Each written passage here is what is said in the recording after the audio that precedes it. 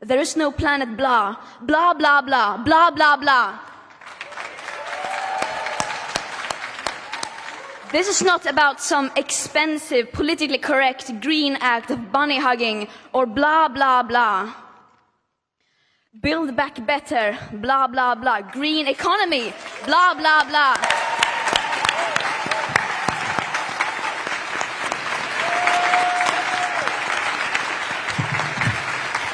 The Truanting teenage tantrum personified and leader of the green cult, Greta Thunberg, addressed the Youth for Climate conference in Milan the other day.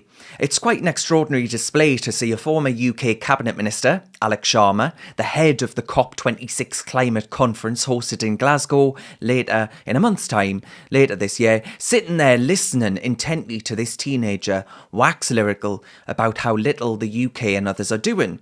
The United Kingdom, folks, has actually slashed carbon emissions by 38% since 1990, from the Climate Change Act under Gordon Brown to the net zero by 2050 target under Theresa May. This country has, without any debate or consultation with the public, marched ahead in championing the cause of the acolytes of Greta Thunberg and her pals. What does Greta say to that? Blah, blah, blah, blah, blah, blah. It's never enough for the green extreme. In one, I think, telling part of the speech, Greta references the sustainability crisis, the social crisis, a crisis of inequality. There's never a crisis that hasn't been co-opted by the green movement, folks. Lockdowns, they're going to be co-opted by the green movement too. They're going to tell us that we must lock down in order to combat CO2 emissions. She says that the inequality dates back to colonialism and beyond. Colonialism, of course, being the trendy word of the moment that any social justice warrior worth their salt must bandy about. This narrative ignores, of course, the fact that the Industrial Revolution lifted our country, and then much of the rest of the world, out of abject poverty and squalor.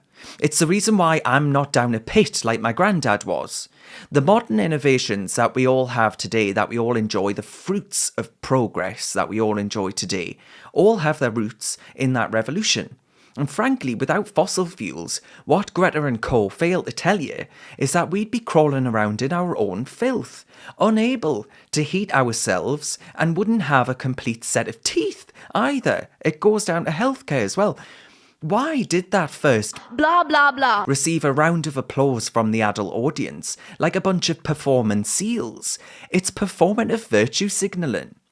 And look, ultimately, the UK government has done a lot, and we're seeing the fruits of Greta's prescription play out this winter in real time.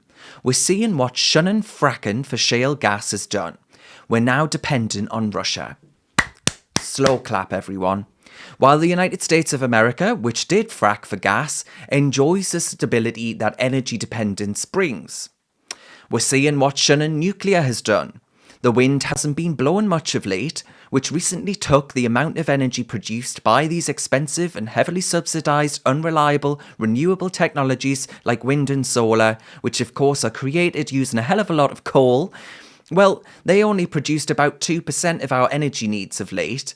Shunning nuclear energy by listening to the green extreme has done real damage to our electricity supplies.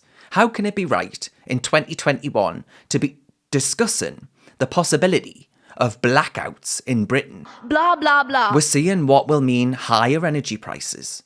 We're suffering more than most in Europe thanks to our reluctance to boost our gas storage. That means the cost of most things in life rising. That means some families, I'm afraid, choosing to heat their homes over getting a good food shop in this week.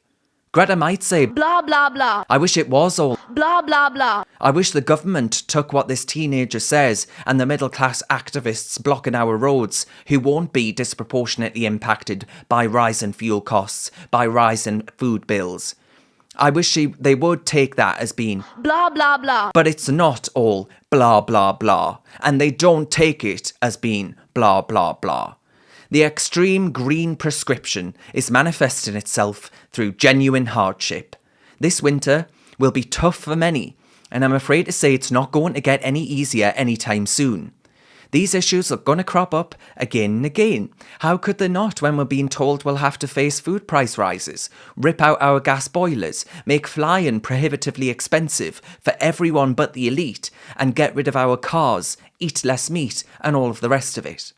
It's time to stop listening to the blah, blah, blah and start adopting a little bit of realism back into our national debate around energy and climate policy, and actually have that debate and skepticism around some of this stuff that we're charging with a wing and a prayer into, hoping that there's some technology coming down the hill, green tech coming down the hill like a knight on a trusty white steed to rescue us all.